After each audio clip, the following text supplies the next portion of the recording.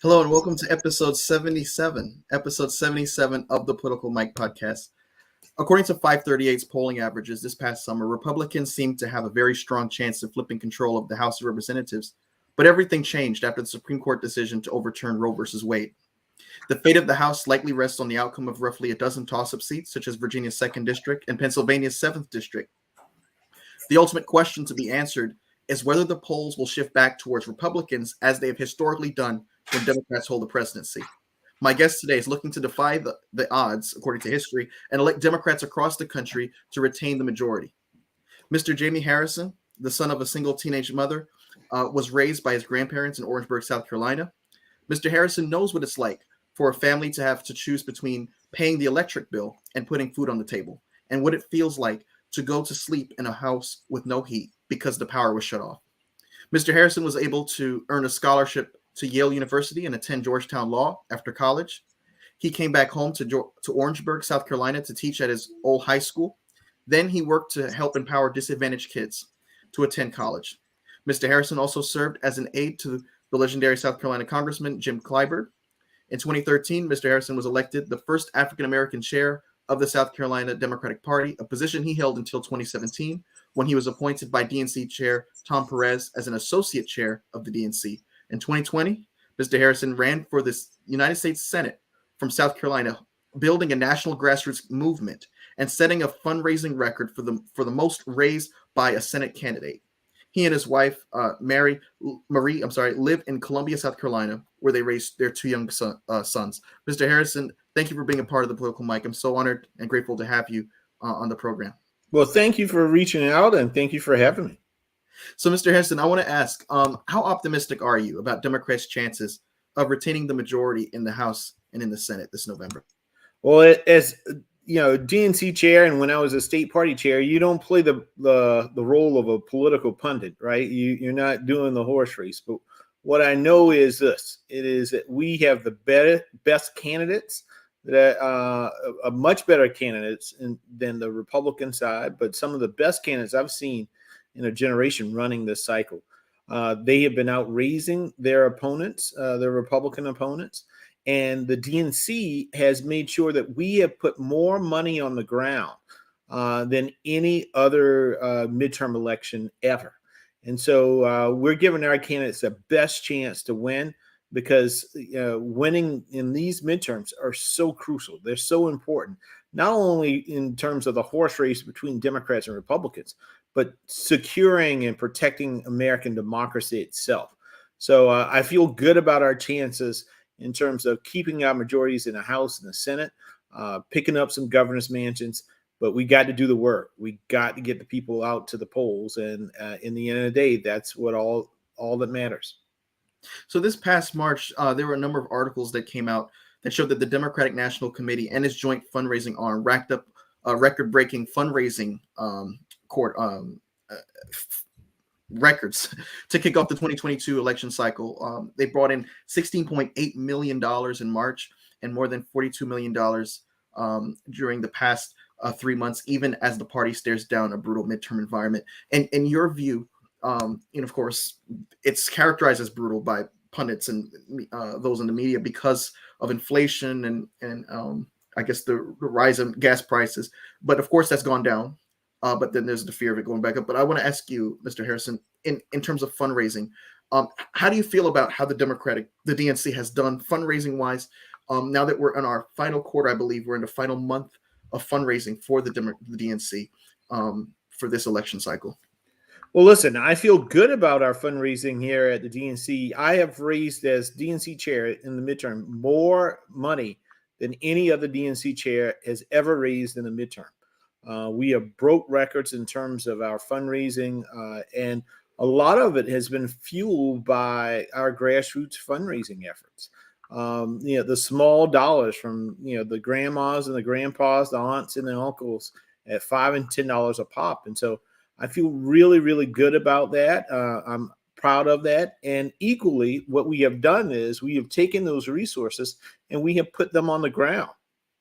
In 2018, the DNC spent $30 million on efforts across all 50 states. We have already spent well over $70 million just on our fuel operations in the states, all 50 of them. So I feel really good about that.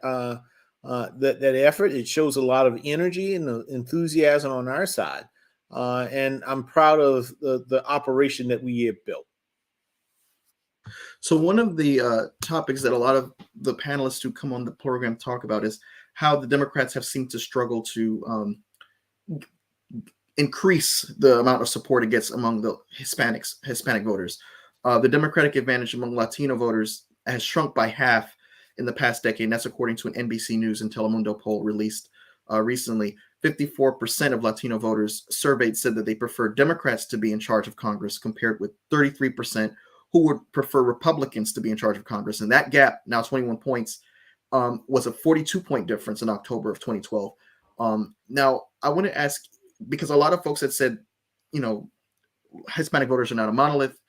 This is pertaining to the fact that Republicans seem to be successful in painting their Democratic opponents as those who would be as close to socialist as you can in the United States.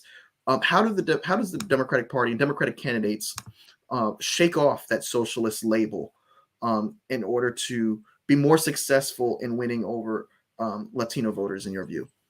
Well, this is the thing that we need to understand, that the only, and I often say this, that the superpower of the Republican Party is fraud and fear. The superpower of the Democratic Party is hope. And any Republican making an attack calling the Democratic Party socialist is just straight out lying. Here's the truth. President Biden and Democrats have led our economic recovery out of the pandemic, and we have now one of the best job markets in history. Unemployment was at almost 7% when President Biden took over. It's now at 3.5%, the lowest it's been in decades. We passed legislation that is going to lower prescription drugs and healthcare and utility costs, make big corporations pay their fair share. And our party is fighting to protect and safeguard our democracy. And that includes the right to vote and to have free and fair elections. It also includes the right to freedom, that we believe that people should be able to control their own bodies. So, in the meanwhile, we have these MAGA Republicans who are focused on putting forward an extreme agenda which puts special interests first, and it costs families so much. And Republicans are all about power and control. It is, they often like to say they're for freedom, but they're not, because they want to have the power. They want to have the control to restrict people's freedoms as it relates to who they vote for, who they love, how they conduct themselves and identify themselves, right? It should be up to individuals to decide that. And so when we think about where the Democratic Party is juxtaposed to the Republican Party, when we think about the Latino community, the Democratic Party is fighting for the average Latino families across this country. We're not demonizing them. We're not using them as political pawns. We understand that they're not a monolith, but that they are individual communities that have one commonality, which is that if you're here in this country, you want to make sure that you and your family in your community, everyone in your community can live the American dream. That's what the Democrats fight for each and every day. And so the Democrats have said, in my view, they've had a very successful legislative record since taking office these past 2 years. On the other hand, as you pointed out, the Republicans have offered very little in terms of substance of what they plan to do when they do, if they are allowed to take the majority in either one of the chambers of Congress or both chambers of Congress. When I was looking at a 538 generic ballot, it actually had, as of today, Democrats up 45.7% in terms of who's more likely to take control of Congress, Republicans at 44.7%. It's always seeming to be so close this election cycle, despite the fact that the Republicans have not put forward any kind of substantive proposals. I believe Mitch McConnell even said, we'll talk about that after the election when asked what they plan to do. Even when you go back to 2020, there was no Republican platform. There was. So that's exactly right. Why is it that this race is so close when the Democrats have delivered mostly popular, when you're talking about the Inflation Reduction Act, the gun bill that was passed this past summer, the CHIPS Act, the PACT Act, going back to last year, the bipartisan infrastructure deal. Why is it that despite these legislative victories that seem to be popular among most Americans, the polling between Republicans and Democrats are so close in your view? Well, I think one of the things you also have to understand is the historical perspective. We know that the party that is in the White House in the midterm elections tend not to do as well. And so when you think about how well Democrats are actually doing right now, given that history, we're actually overperforming what historically what you never see. I mean, I've been through enough midterm elections when we've had the White House to know that normally you don't see the Democratic Party actually pulling ahead in terms of the head-to-head generic battle in the midterm when we've had the White House. You don't see that. You didn't see that much with the Republicans when they had the White House. And so we're doing well because we have delivered. You know, the president and the vice president and Democrats in the House and Senate made a lot of promises on the campaign trail in 2020. And when you think about what we have been able to do and achieve with, and I think, I mean, you can say it even without any caveats, but when you even put it in this light, Joe Biden, Kamala Harris, 50-50 United States Senate, 50-50 on a good day, right? In the House, less than a 5-seat majority there. And they have passed probably more monumental legislation in a less than a 2-year period than any president and vice president in the history of this nation. From the American Rescue Plan, where we put money in pockets, shots in arms, kept people in their jobs, kids going back into school. We saved historically Black colleges and universities through the investments there. We saved a lot of businesses, particularly in the Black and brown communities, through the revamped PPP loans, saved the pensions for a lot of folks, the infrastructure law, the CHIPS Act, the PACT Act, the gun safety legislation, first in its kind in 30 years, the Inflation Reduction Act, more Black women on the appeals court than all presidents combined. The first Black woman on the United States Supreme Court, lowest unemployment in 50 years. I mean, I can go on and on and on. And we did that with the 50-50 United States Senate and less than a 5-seat majority in the House. And so there's a lot of good stuff. And you mentioned this, the Republicans don't have a platform. Now, when they do release things that they want to do, it's talking about gutting Medicare and Social Security, putting that on the chopping block every 5 years. They're talking about a national abortion ban. They're talking about raising taxes on working and low-income people in this country. That is their agenda. It's radical. It is extreme.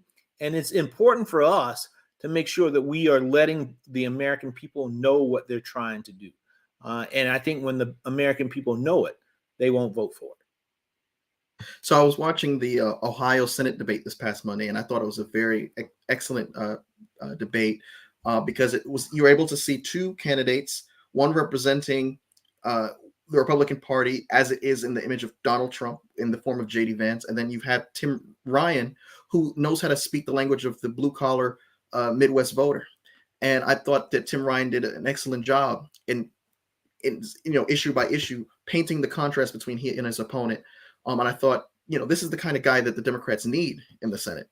In your view, because you also have folks like Tim Ryan complaining that he's had to raise amount of money on his own, and he wishes he had more support. I've also had Dr. Will Boyd on the program, and he also expressed sentiment that he thinks that Alabama shouldn't be taken for granted. Do you think that the DNC has already seeded some races, like the Alabama Senate seat that's between Boyd and Katie Britt, and even the Ohio seat, so that it can focus and allocate more of its attention elsewhere, like in Val Deming's race against Marco Rubio?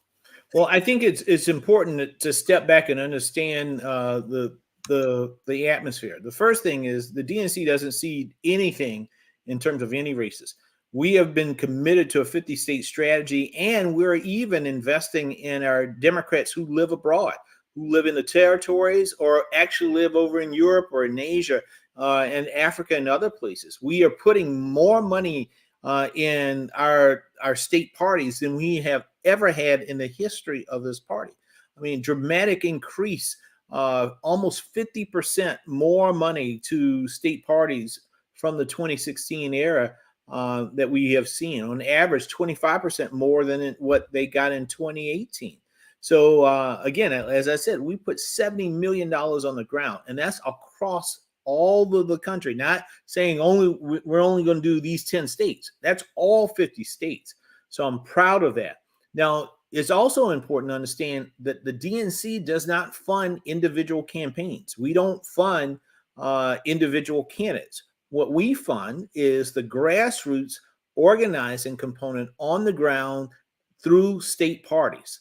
There are other committees that work directly with campaigns and candidates. So, for instance, the DSCC works with Senate candidates, and that's an organization part of the Democrats who are in the Senate that they run.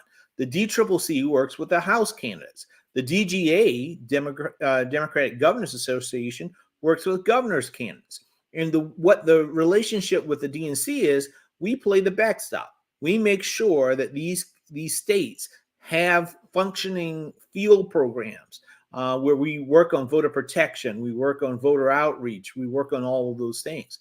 In Ohio, which is a state, and Alabama, which are states that you talked about, we have increased the funding at minimum by 25% to those individual states. Just recently, we even allocated more money to Ohio to help not only Tim and Nan Whaley, who's running for governor, but also on the congressional side. So we're not picking winners and losers. What we're trying to do is to build the infrastructure so that all campaigns have the bare minimum to be able to compete, and ultimately so that they can win. So one thing that got a lot of attention this past weekend was that Senator Tommy Tuberville of Alabama took the crime messaging that Republicans across the country have been weaving and doused it over. It seemed in overt racism by, saying that Democrats want crime. He said, "I've never seen like the crime in this country. We all grew up respecting the police, our moral values, doing what we could do to help law enforcement." He went on to say that the Democratic Party could stop this crime today. He went on to say that the Democratic Party wants crime. And then he made the statement that they want to now support reparations for the folks who are doing the crime. And there was no other way to really interpret that. In your view, in my view, I think the Democratic Party could make the case that crime under former President Trump has actually increased, and that they've actually seen a decrease in crime since taking office these past 2 years. In addition to the fact that you also have the same GOP calling to defund the FBI after they raised a lot of hell for not the Democratic Party, but organizations like Black Lives Matter saying maybe we need to defund the police. In your view, why aren't the Democrats attacking the GOP more aggressively on crime, since it seems like it would be in their best interest to do so? Well, listen, Mike, I think you hit the nail on the head. We cannot shy from this fight on crime in this country. And we know full well that the DNC, they like to give lip service that they support the police, but don't listen to what people say. Look at their actions. Right now, when Donald Trump was president of the United States, he cut funding for police in his budgets. Cut funding for police in his budget. We saw what happened on January 6th, where men and women in the police forces, Capitol Hill Police, along with the District of Columbia Police, were beaten. Some lost their lives. And what did the Republican Party do in order to lift them up, to support them? Not much of anything. Actually, wouldn't even meet with some of them at times. And so, and now, in terms of the FBI, when the police aren't doing exactly what the Republicans want, they turn on them. Marjorie Taylor Greene has led the effort, selling T-shirts saying defund the FBI, which is a part of law enforcement on a federal level. So these people aren't for the police. What they are for is power and control. And as long as you allow them to have that, then that's what they're for. So Democrats have to move in.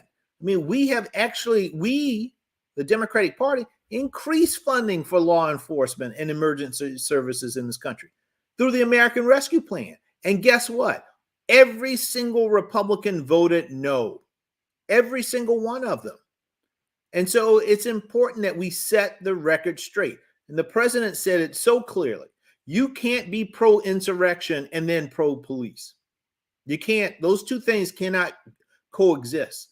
So when you cheer on and call those folks who stormed the Capitol patriots, same people who crushed members of the police department, who spat on them, who beat them with flag poles, who defecated on the walls of the Capitol. You can't be pro-insurrection and pro-police. The Republican Party is pro-insurrection. And so we are going to make sure that we continue to lean in. And I encourage our candidates to lean in on this. Because in the end of the day, that everybody, regardless of who you are, want to live in a safe and secure community. And we want to make sure that our police are following the laws. We want to make sure that they're protecting and serving. And that's important as well. And we'll hold them up to the standards of doing just that. So, my message to Democrats, don't cede an inch to the Republican Party on any of this, because they really don't have a leg to stand on. Well, Mr. Harrison, it's been a privilege and honor. Thank you for making time to be on the Political Mic today. Now, for those who want to donate, could you just emphasize or tell the folks who want to contribute in this last fundraising cycle where they could go to donate to the DNC and to Democratic candidates? Well, folks, if you want to support our Democratic candidates, go to Democrats.org. Not only donations, but if you want to just do call time, if you want to send text messages, go to Democrats.org. I also encourage you, if you are trying to figure out how to vote, where you need to go to iwillvote.com. iwillvote.com to find out the latest information about what it takes in order to vote in these November elections. Thank you so much, Mr. Harrison. With that being said, I'm going to go ahead and conclude episode 77 of the Political Mic podcast. Thank you so much, Mr. Harrison. Thank you so much, Mike.